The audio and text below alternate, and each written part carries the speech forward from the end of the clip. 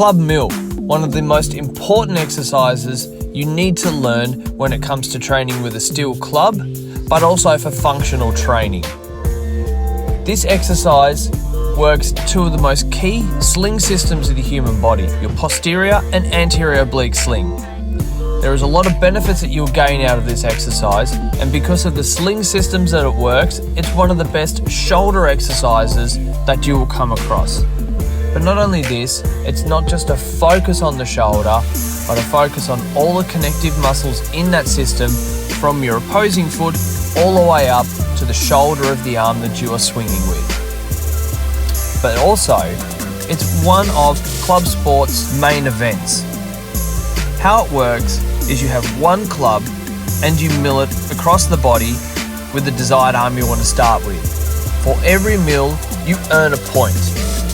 Now, across the 10-minute time frame, you are only allowed one hand change. So for every mill you do on your right hand, you'll earn a point. Say you do 150 in 5 minutes. And then you decide to change hands to your left hand, and you do 140, you get 140 points, therefore making it 290 points total for the entire time that you've been going. If you place the club on the ground inside of the 10 minutes, your time frame is up. The only time that you can rest is parking it up on the shoulder or in the chest park position, or even the order position. Now let's take a look at the technique for the mill itself. Start with your feet shoulder width apart. Start with the club in the order position and cast it across the midline of the body. So if it's in your right hand, we're going to cast across to our left hand side of our body. We're going to allow it to swing down in front of the body, just in front of the knees, making sure that we don't have it too close to the body, otherwise we will hit our knees, and not to have it too far away, as that will cause a forward tilt in our hips. Making sure we're up nice, straight and tall with our hips under our shoulders to keep a nice good neutral position in our spine. Allow the club to come up on the outside of the body. It's going to then come up like we are shining a torch, so as an extension of our hand, up and behind the shoulder. When you're breaking it down slowly, you're going to think like the club is trying to scratch the back of your shoulder. But in this instance, we're going to allow the club's momentum to come up behind the shoulder and create its own pendulum swing to the point then of when it free swings around behind the shoulder, we're going to use a twist and a pivot through our feet and our hips to sling the club over the shoulder. The one important thing to note here is we pull down on the elbow to cast it over the shoulder. We don't allow our arm to fully extend right out in front of us until the club is almost pointing straight down to the ground. This will stop us from tilting forward in our hips and chasing after the club.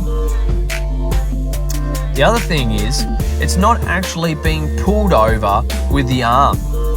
It's the pivot that creates the cast in the mill. You don't want to be relying solely on your hand or your arm or your shoulder to cast the mill over the shoulder. Because as you come into something like club sport, you're going to find that over 10 minutes, your grip's going to get fatigued really quickly and you're not going to last out the time frame that you wish. Whereas if you use the whole body to create the cast for the mill, you're going to find you're far more time efficient and energy efficient to make your way through each 10-minute event. One key thing to remember is your breathing patterns. As the mill is coming up behind the shoulder, that's when your lungs can be at their most open. Draw a big deep breath in, pulling your diaphragm in and expanding your chest up and out. Breathe out as you cast over the shoulder, expelling the air out of your lungs. Working on these breathing patterns will greatly assist you on being able to get those extra reps that you need when you are competing or just simply when you're training. Now, looking at the mill, it's not just limited from outside to in. We also have inside to out. Your technique for this is exactly the same as your outside to in, only we're going to play everything in reverse. So we're going to swing the club up from the left-hand side of the body if we're holding onto it with our right hand. And it's going to come up over our right shoulder. It's going to hit a free pendulum swing, and then it's going to be cast away from the body to our right-hand side. We're going to let it come into a free swing again, across to the left-hand side of the body, and then up to that right shoulder again. Remembering that when we cast it, we're trying to pull down with the elbow to keep it nice and tight to the body, not allowing our arm to fully extend right away from ourselves as it is coming to the downward part of the swing. Otherwise, this will cause us to bend at our hips and chase after the club, making us unbalanced and placing undue stress on the spine as well as your hips. So this is just one exercise out of your club sport. The other one we'll take a look at in just a moment.